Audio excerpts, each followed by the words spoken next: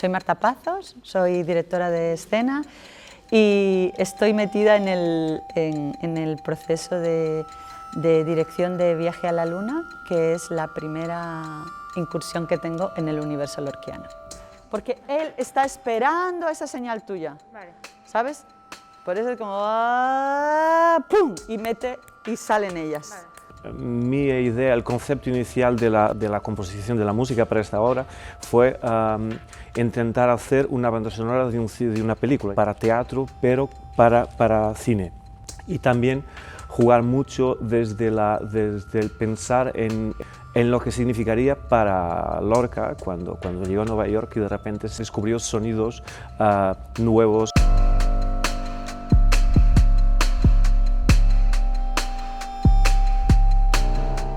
Hay personajes, pero hay objetos, o sea, hay mucha simbología que puede ser susceptible de ser vestuario y luego por otra parte hay, bueno, una parte muy intuitiva.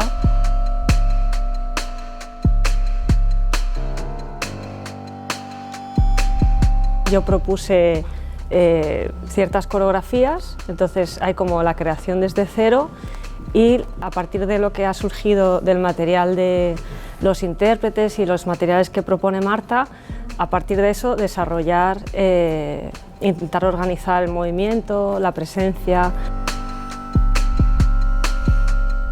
La dinàmica ha estat força canviant. Des que vam començar hem passat diverses etapes, algunes més de treball de taula, d'entendre quin era aquest material, com hi connectem des d'avui dia, des de la nostra generació, des dels nostres cossos.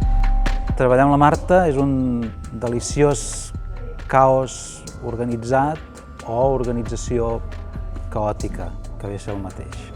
Y ellas están llegando, ellas se están alejando.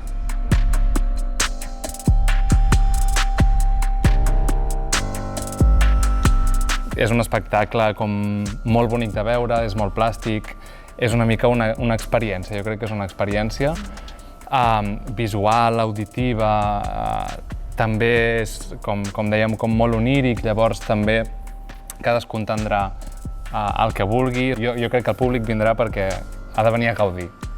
És una experiència per gaudir.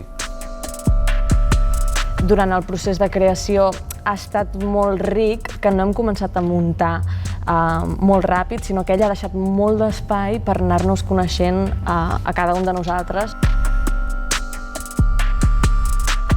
Crec que el procés és molt xulo perquè estem vivint tota la mecànica de que aquí hi ha la noia que fa el vestuari, hi ha l'equip dramatúrgic, hi ha la Montse, o sigui, està tothom aquí i t'empapes una mica de tot això. Formar part del projecte d'IT Teatre ens aporta, no vull fer servir la paraula oportunitat, perquè crec que està molt sobada, tot i que sí que ho és, l'oportunitat d'estar a un teatre com el Teatre Lliure, un teatre amb tanta història.